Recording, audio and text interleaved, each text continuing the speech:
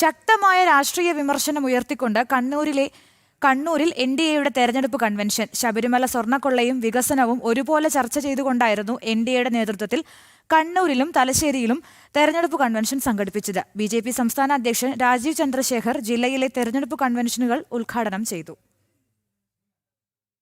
സ്വർണ്ണക്കൊള്ളയിൽ കുറിക്കുകൊള്ളുന്ന വിമർശനങ്ങൾ, വികസനത്തിൽ വ്യക്തമായ കാഴ്ചപ്പാട്. കണ്ണൂരിലും തലശ്ശേരിയുമായി സംഘടിപ്പിച്ച എൻഡിഎയുടെ തെരഞ്ഞെടുപ്പ് കൺവെൻഷനുകളിൽ നിറഞ്ഞുനിന്നത് ഇതാണ്. രണ്ടിടങ്ങളിലും പരിപാടി ഉദ്ഘാടനം ചെയ്ത ബിജെപി സംസ്ഥാന അധ്യക്ഷൻ രാജീവ് ചന്ദ്രശേഖർ ഉയർത്തിക്കാട്ടിയതും വികസനം തന്നെ. ഒപ്പം ആന്തൂറിലെ അടക്കം ജനാധിപത്യം ഇല്ലായ്മയ്ക്കെതിരെ രൂക്ഷ വിമർശനവും.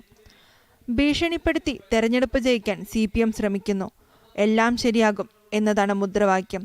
എന്നിട്ടും എതിർ സ്ഥാനാർത്ഥികളെ പൊക്കിക്കൊണ്ടുപോയി ജയിക്കേണ്ട അവസ്ഥയാണെന്നും അദ്ദേഹം പറഞ്ഞു. ഒരു വ്യത്യാസമില്ല UDF LDF. അവരുടെ ഭരണശൈലിയാണോ, അവരുടെ ഐഡിയോളജിയാണോ, അവർക്ക് പോളിറ്റിക്സ് കിട്ടിയാൽ അവർ ചെയ്യാൻ പോകുന്ന കാര്യങ്ങളാണോ, ഒരു വ്യത്യാസമില്ല. എന്നിട്ടാണ് ഭീഷണിപ്പെടുത്തി 14 സീറ്റിൽ അൺകോൺടെസ്റ്റഡ് ആയിട്ട് ജയിക്കുന്നത്. ഒരു നാണമില്ലേ? ഇത്ര കൊല്ലം കഴിഞ്ഞിട്ട് വികസനത്തെ കുറിച്ച് പറയാൻ ധൈര്യമില്ലാണ്ട് ഭീഷണിപ്പെടുത്തിയിട്ടാണ് ഇലക്ഷൻ ജയിക്കാൻ ഇറങ്ങിയിരിക്കുന്നത്. എല്ലാം ശരിയാവും എന്ന് പറഞ്ഞ വാഗ്ദാനം കൊടുത്ത ഒരു പാർട്ടിയാണ് CPM. എന്നിട്ട് മത്സരിക്കുന്നത് എങ്ങനെയാ? ഓപ്പോസിഷൻ പാർട്ടിയെ ഭീഷണിപ്പെടുത്തി കാൻഡിഡേറ്റിനെ പൊക്കിക്കൊണ്ടുപോകുന്നു. BJPക്ക് വ്യക്തമായ വികസന കാഴ്ചപ്പാടുണ്ട്, അത് ചെയ്തു കാണിച്ചിട്ടുമുണ്ട്. ഇനി വേണ്ടത് അവസരമാണ്.